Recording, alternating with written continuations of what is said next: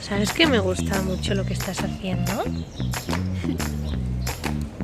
¿Qué vas a hacer? Dejamos que se meta el agua para adentro y después ya se ha formado. ¿Y qué es lo que formamos, cariño? Un nido de... Un nido de pájaros. Sí. ¡Hala! ¿Eso es lo que sale, cariño, cuando haces eso? Sí. ¡Qué chulo! A ver. Ya.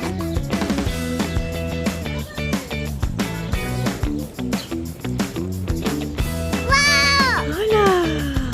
Pero este más salado, porque le echamos agua. Sí, qué bonito.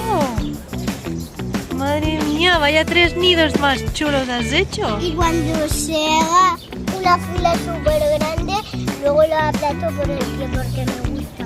Anda, qué guay. Me encantan las cosas que te inventas, cariño.